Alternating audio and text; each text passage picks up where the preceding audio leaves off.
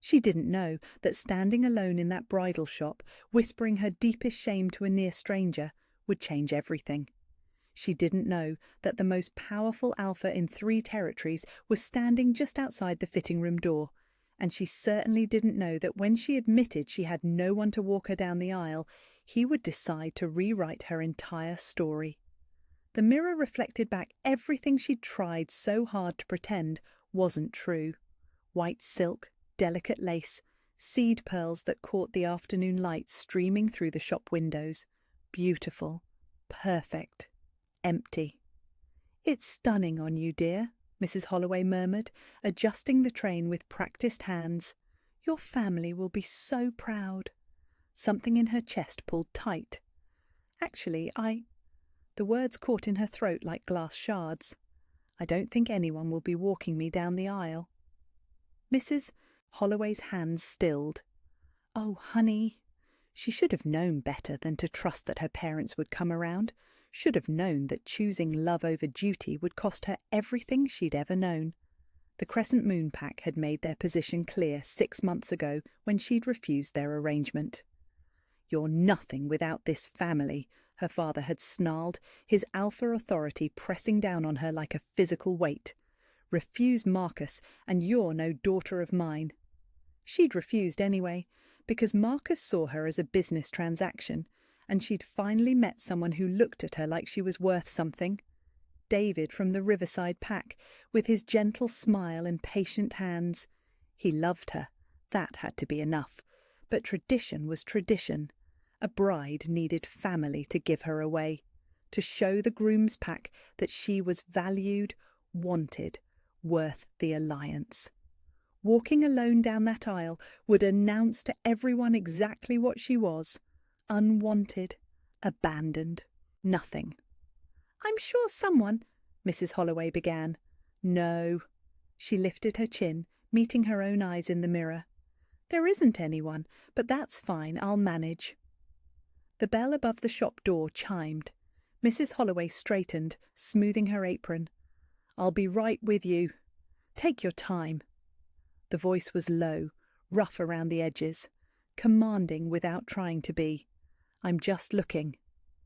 But something in that voice made her wolf stir restlessly beneath her skin, made her breath catch, made every instinct she had developed scream at her to run, though she couldn't say why. She'd never heard that voice before.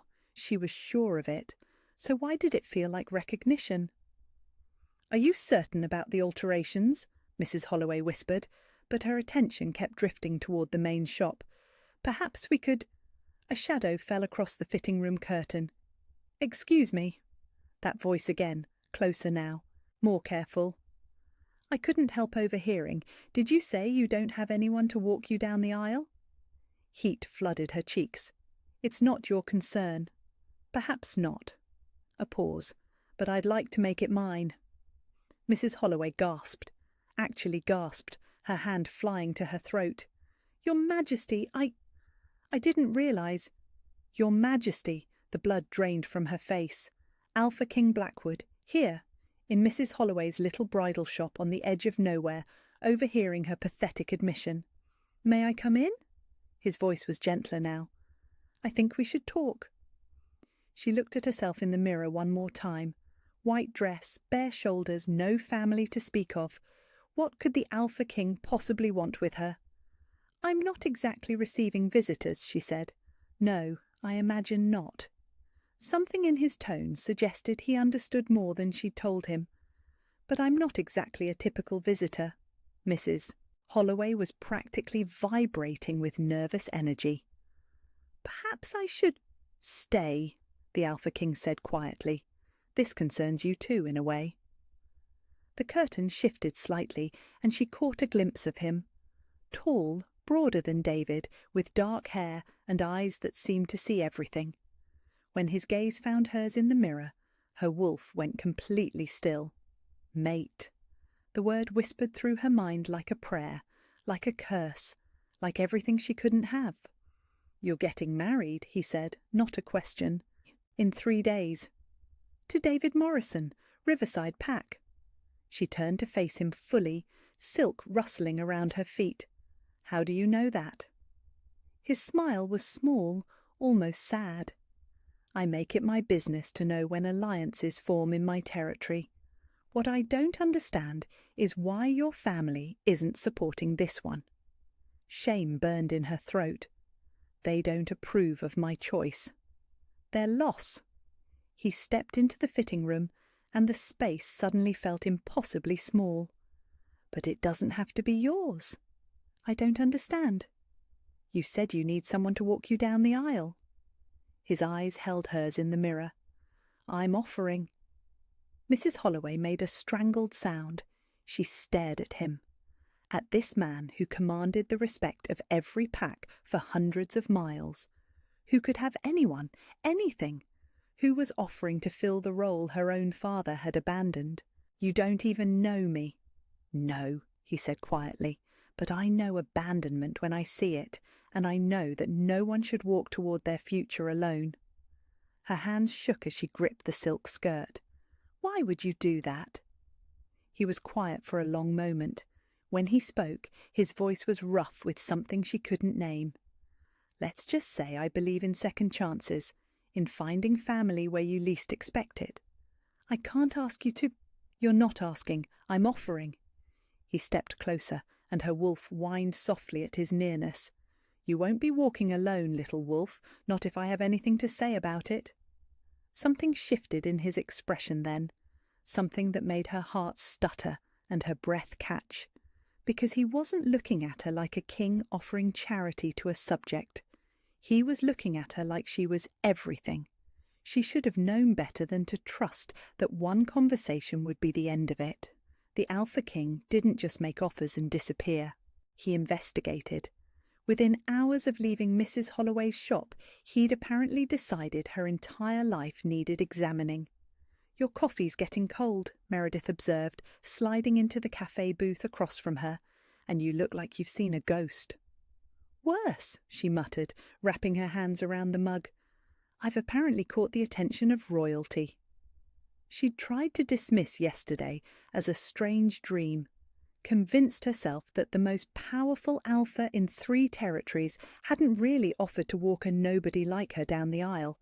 But then the flowers had arrived at David's apartment this morning, white roses, dozens of them, with a card that simply read, "For the bride who deserves everything." K. David had smiled, assuming they were from a well-wisher. She'd hidden the card in her pocket and tried to pretend her hands weren't shaking. What kind of royalty? Meredith leaned forward, eyes bright with curiosity. The kind that makes terrible decisions, she said firmly. The kind that... Excuse me. That voice again. Low, commanding, infinitely patient. Mind if I join you? She looked up to find Alpha King Blackwood standing beside their table, dressed in dark jeans and a button-down that did nothing to hide the power radiating from him. Casual clothes, as if he were just another person grabbing coffee on a Tuesday afternoon. Meredith's mouth fell open. Holy shit, you're... Kieran, he said easily, extending his hand, and you must be Meredith, the maid of honour. Her friend shook his hand like she was in a trance. How did you... I make it my business to know the people important to people who matter to me. His eyes found hers across the table. May I sit? She wanted to say no, should have said no, but something in his expression, patient and hopeful and carefully controlled, made her nod instead. He slid into the booth beside her, and immediately her wolf settled in a way that should have terrified her. His scent, pine and winter morning, and something uniquely him, wrapped around her like a blanket. I've been thinking about our conversation yesterday, he said. Which part? The words came out sharper than intended. The part where you appeared out of nowhere, or the part where you made an impossible offer? The part where you looked surprised that someone would want to help you. Meredith's gaze darted between them.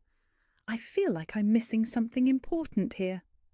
The Alpha King offered to walk me down the aisle, she said flatly, because apparently my life has become a fairy tale.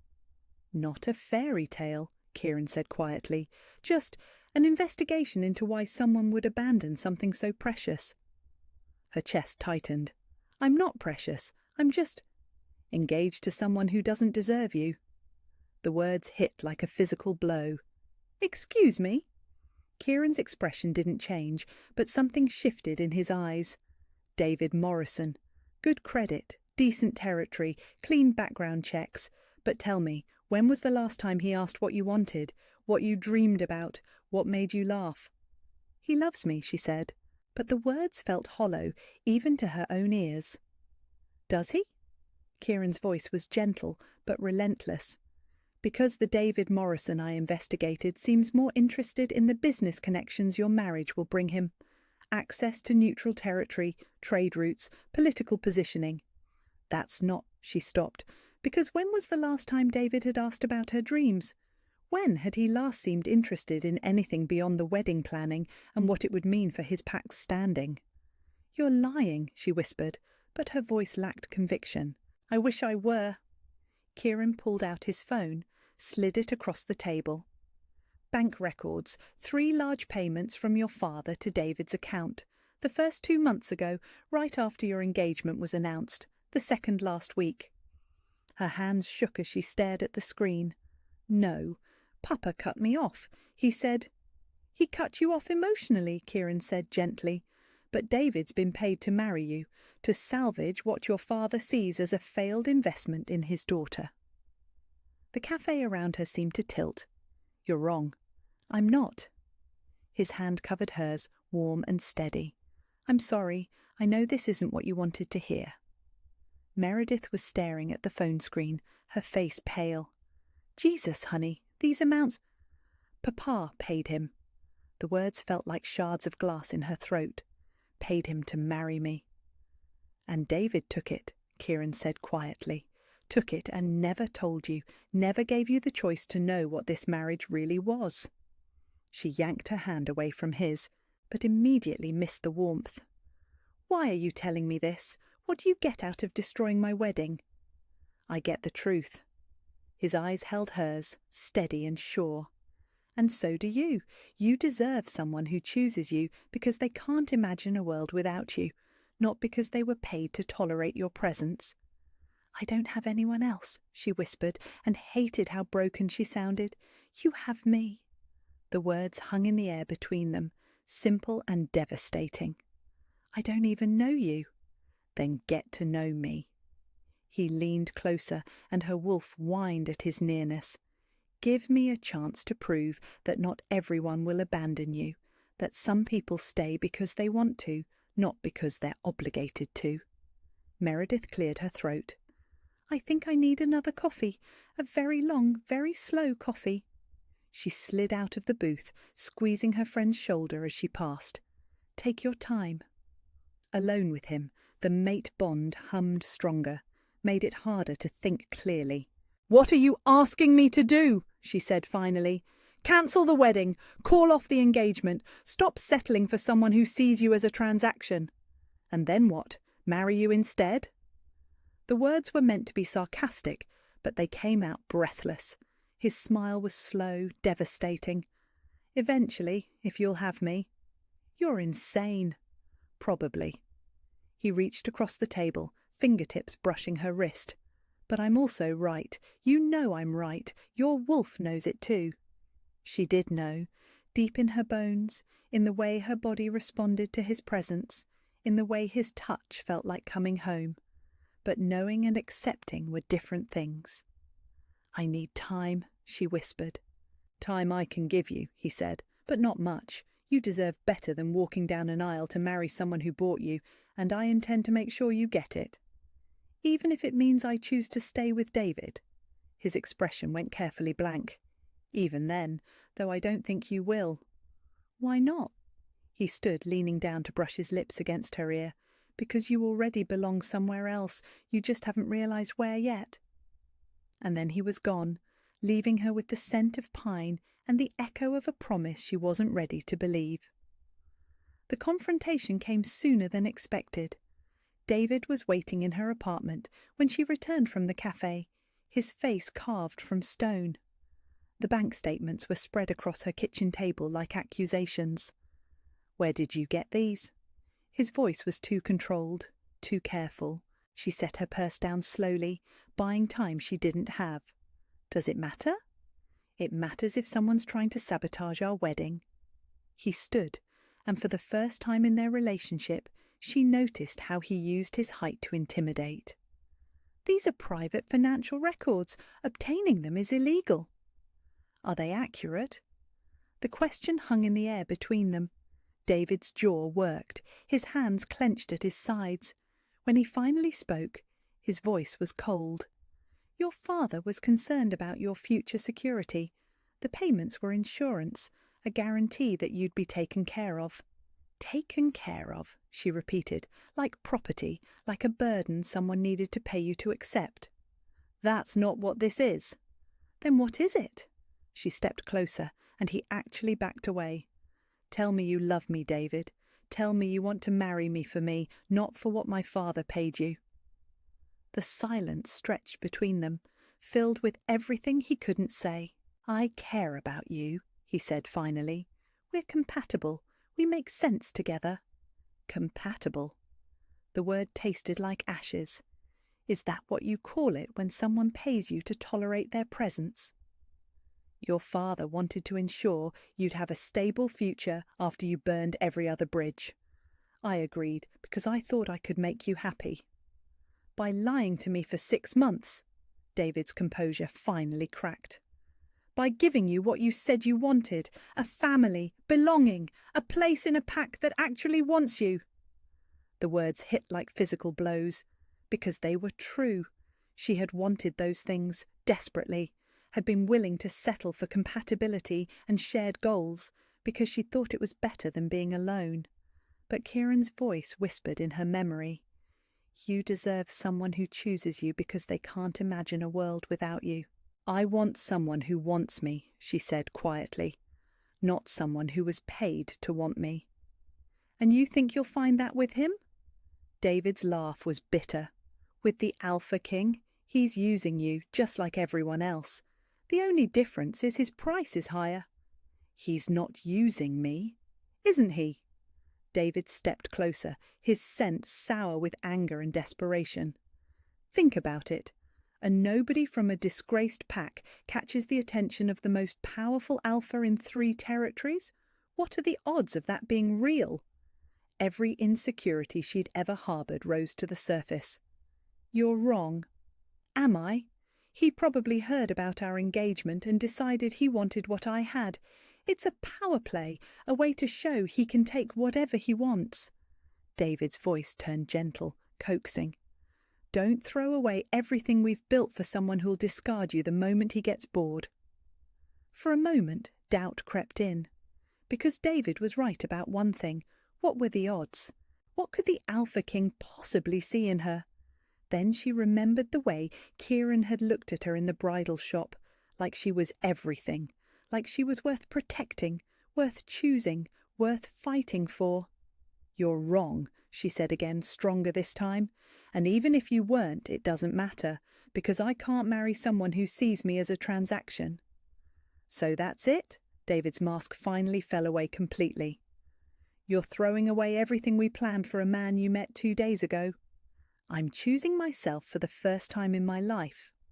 She pulled the engagement ring from her finger, a modest stone, practical rather than romantic, just like everything else about their relationship. Placed it on the kitchen table next to the bank statements. "I'm sorry, David, but I can't do this." His face went through a series of expressions: shock, anger, calculation. "You'll regret this. When he tosses you aside for the next shiny thing, you'll come crawling back, but I won't be here." "I know. Your father will never forgive you for this. You'll have nothing, no family, no pack, no future." "I know that too." He stared at her for a long moment, then gathered the bank statements and shoved them in his pocket. "You're making a mistake." "Maybe, but it's my mistake to make." After he left, she called her parents. The conversation lasted exactly 3 minutes. "You've disgraced this family for the last time?"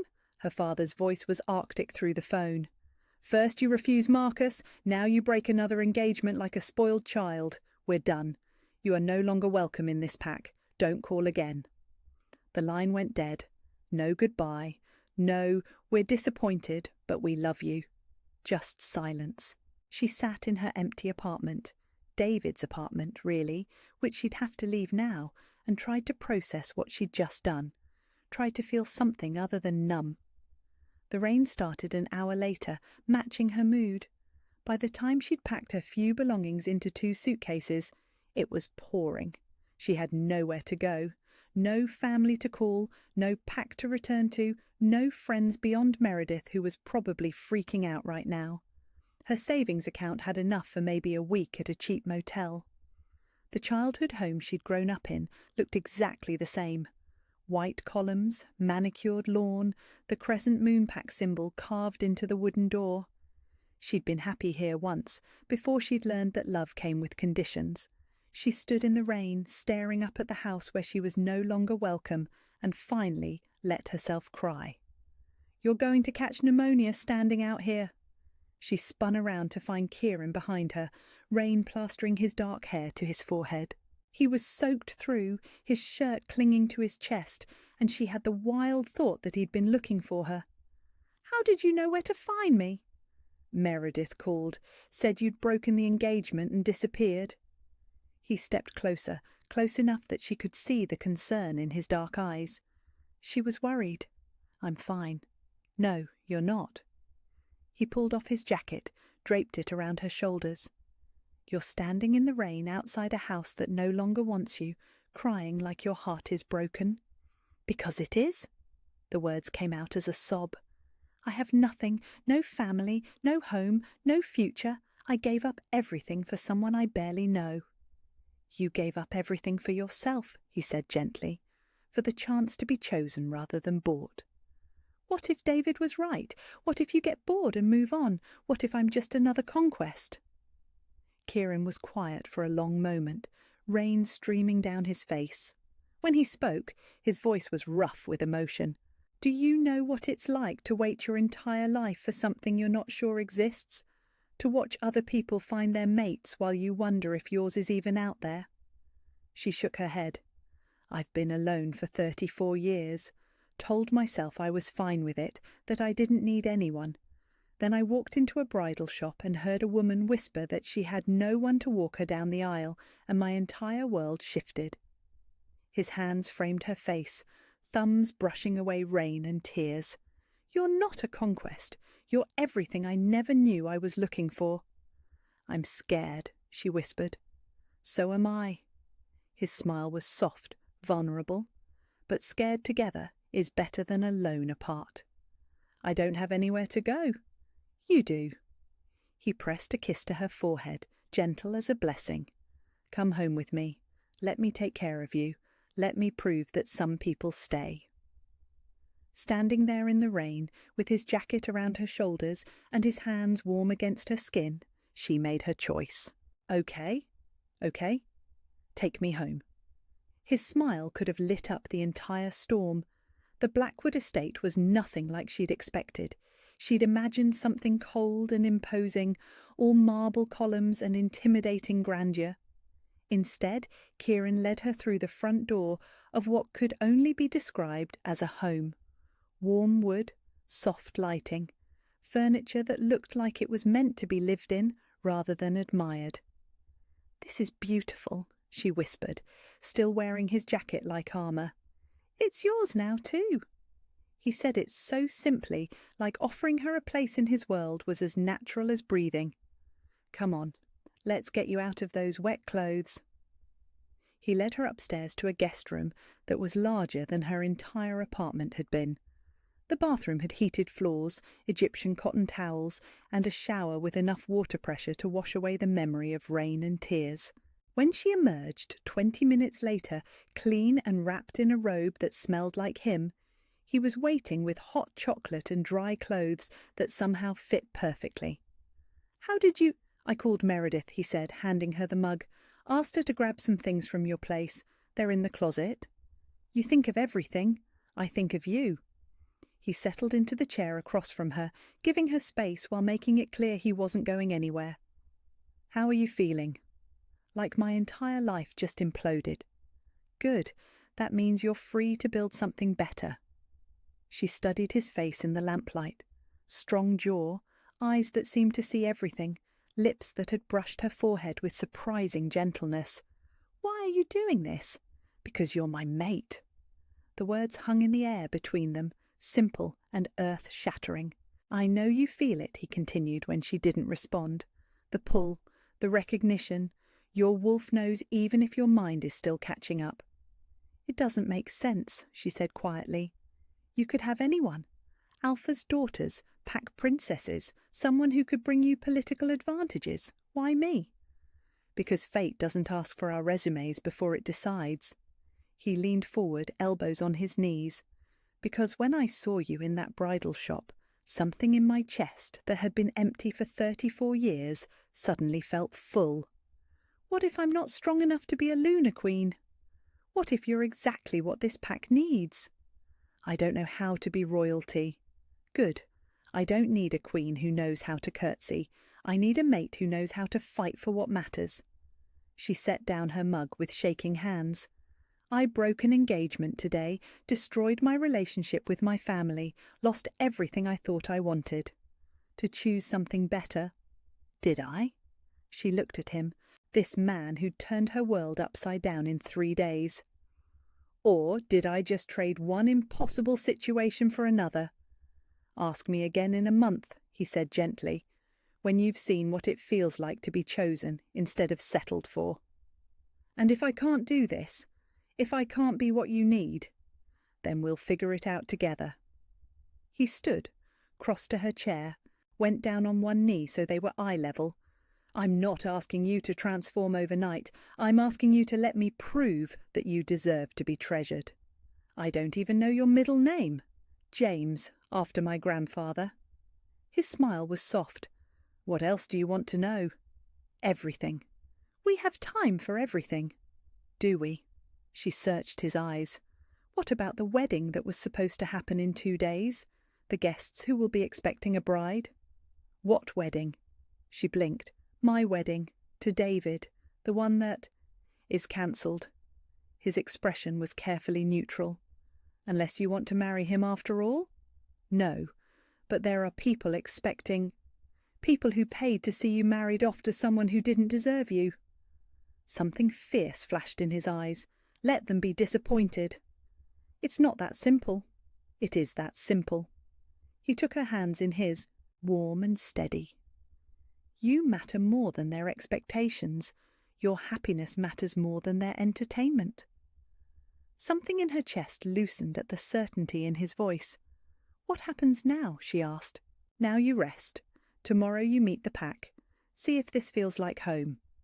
And if it doesn't, then we try something else." His thumbs brushed across her knuckles. "I told you, I'm not going anywhere. You're very sure of this, of us. I'm sure of you." He brought her hands to his lips, pressed a kiss to her palm. "I'm sure that you're brave enough to walk away from everything familiar for a chance at something real. I'm sure that you're strong enough to build a new life from nothing. And I'm sure that any pack would be lucky to call you Luna. You're not what I expected an Alpha King to be like. What did you expect? More arrogance, more demands, less patience? My grandmother used to say that real power is knowing when not to use it." He stood, but kept hold of one of her hands. "You've been hurt enough. The last thing you need is someone else trying to control you." "What if I asked you to wait, to give me time to figure this out?" "I'd wait. No hesitation. However long you needed." "What if I asked you to let me leave, to go figure out who I am without any mate bonds or expectations?" His expression flickered, but his voice remained steady. "I'd let you go, and I'd hope you'd come back." "You would, wouldn't you?" "Yes." The simple honesty of it undid her completely.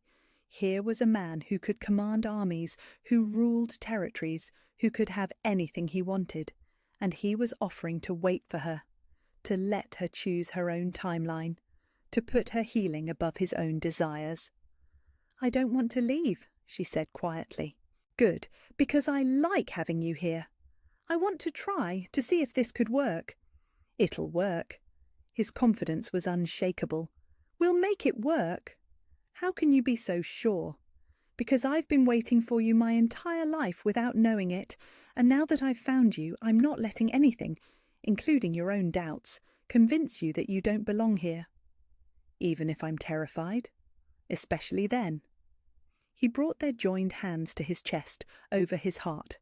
"Fear means it matters, and you matter more than anything."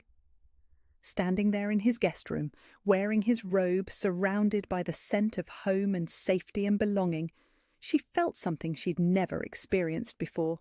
Chosen, treasured, worth fighting for. "Okay," she whispered. "Okay? I'll try. To be your mate, to learn what it means to belong somewhere." His smile was brilliant, transformative. "Then welcome home, little wolf."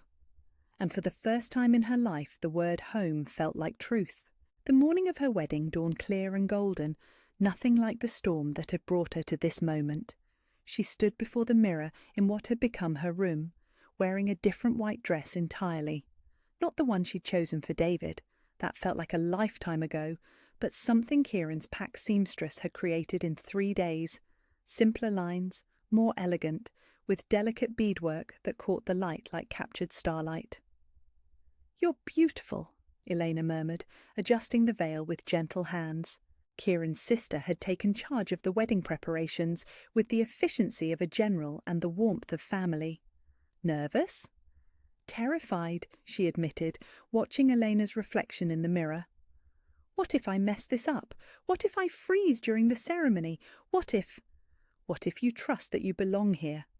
Elena's smile was knowing.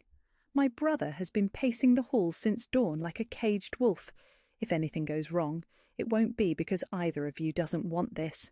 It's just—" She smoothed her hands over the silk. "I've never had this before, a real family, people who chose to be here. Look at me." Elena turned her from the mirror, expression fierce and loving. "You are not your parents' daughter anymore. You are not your ex-fiancé's consolation prize. You are Kieran's mate and our Luna, and we chose you the moment he did." Tears threatened. Carefully applied makeup be damned. "I don't know how to be a Luna Queen." "You learn. We teach you. You grow into it."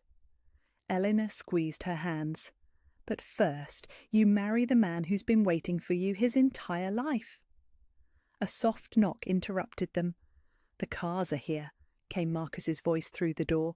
"Kieran's beta, not to be confused with the Marcus her parents had once wanted her to marry. And the Alpha is requesting permission to see his bride." Elena grinned. "Tell my brother he can see her at the altar. Some traditions even Alpha Kings have to respect." But she found herself wanting to see him too, to draw strength from his steady presence before facing the pack and the ceremony and the magnitude of what they were promising each other. "Actually," she called out, "tell him yes, but just for a moment." Elena raised an eyebrow, but stepped aside as Kieran entered. He was devastating in his dark suit, hair tamed but still slightly wild, eyes bright with anticipation and something deeper. "You're supposed to wait," Elena said, but there was no real complaint in her voice. "I'm not good at waiting," Kieran replied, but his attention was entirely focused on his bride. "Not when it comes to her." He crossed the room slowly, as if she might bolt, stopped close enough to touch, but kept his hands carefully at his sides. "You look—" He shook his head. "There aren't words." "I'm scared," she whispered. "Of what?" "Walking down that aisle, everyone watching, making promises in front of your entire pack." "Our pack," he corrected gently. "And you won't be walking alone, remember?" "You said you'd meet me at the altar." "I did, but I've been thinking about that." His expression grew thoughtful. "About what you really need today." "What do you mean?" He stepped closer, close enough that she could smell his cologne, see the slight tremor in his hands. "I mean, I've been thinking about a woman who's been abandoned by everyone who was supposed to love her, who's standing here today despite every reason to run, Who's brave enough to promise forever to someone she's known for a week? Kieran. And I've been thinking that maybe what you need isn't someone waiting for you at the destination. Maybe what you need is someone walking beside you, choosing you at every step. Her breath caught. What are you saying? I'm saying I don't want to wait at the altar for you to reach me. I want to start this journey together, from the very beginning. Eleanor made a soft sound of understanding. Oh, that's perfect. You'd walk with me?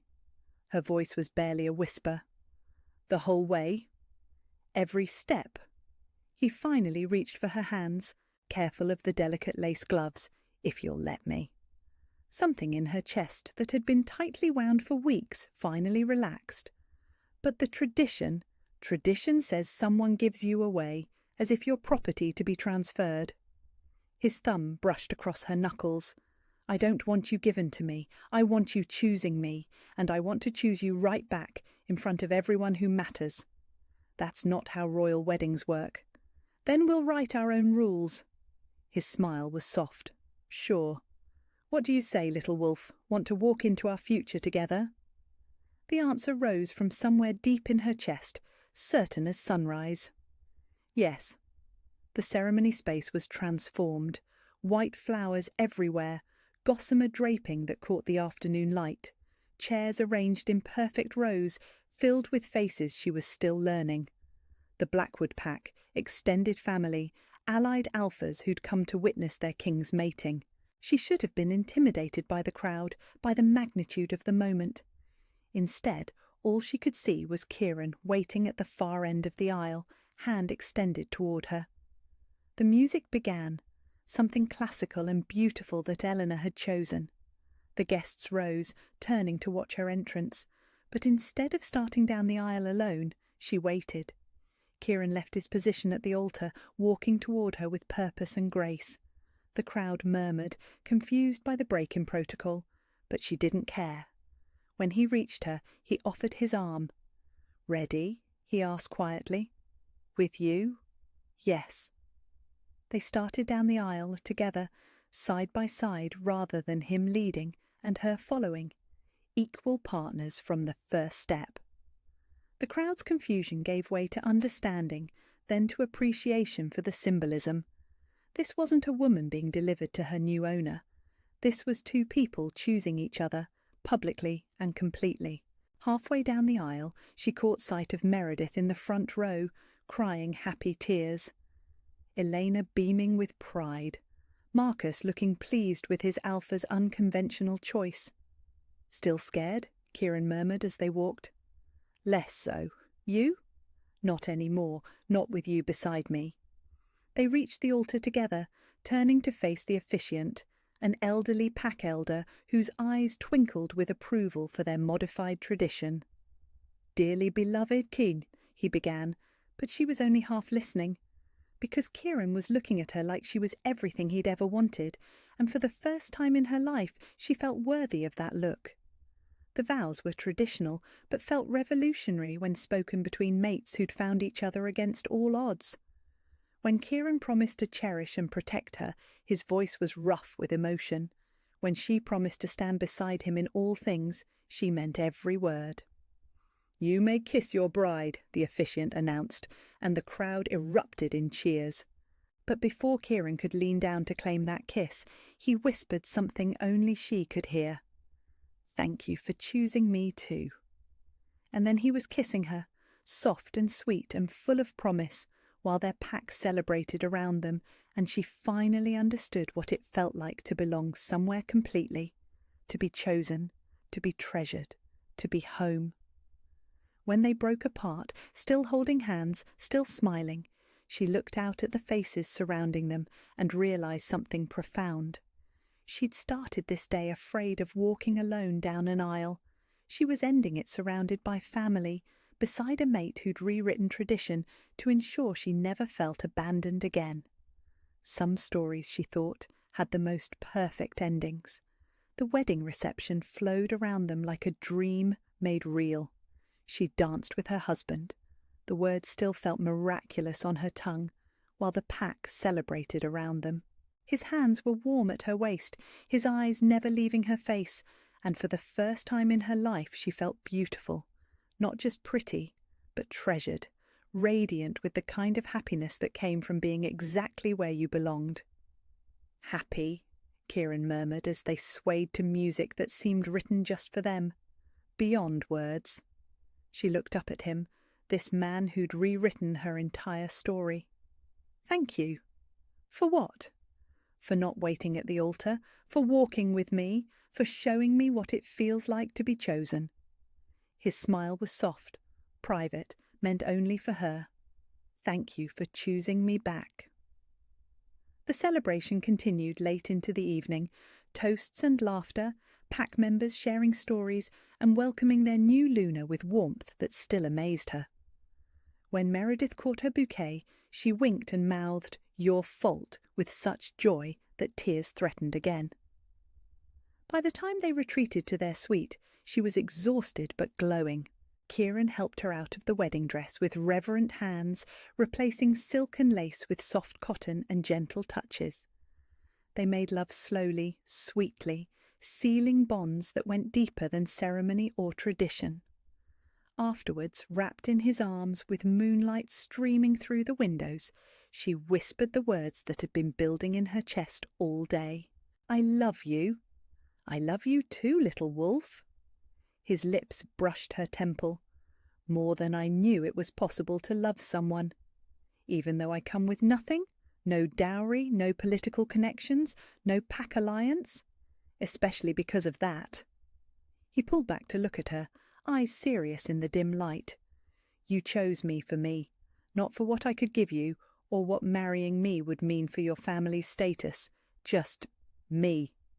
"Just you," she agreed, running her fingers through his hair. Just the man who saw someone abandoned and decided she deserved better. 3 months later, she stood at the pack's border fence, watching a young woman stumble through the woods with desperate eyes and a suitcase held together with hope. "Luna?" Marcus approached carefully, recognizing the protective stance she'd adopted.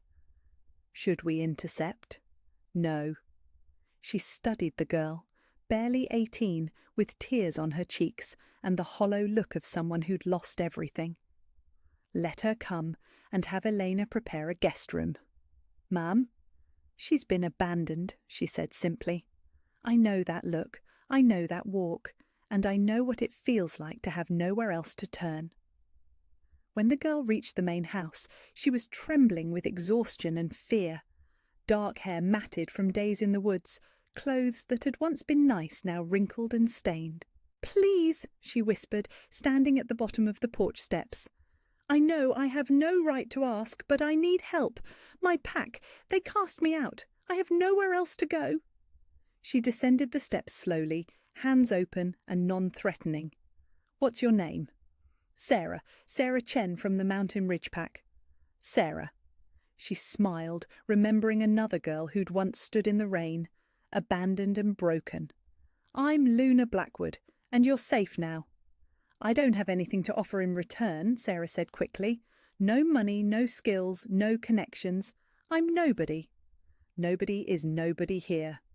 She reached out, took Sarah's hands in hers. "Come inside. Let's get you fed and cleaned up. We can talk about everything else later." As they walked into the house together, Sarah asked the question she'd once asked herself. "Why are you helping me?" "Because someone once helped me when I had nothing. Because everyone deserves a place to belong." She squeezed Sarah's hand gently.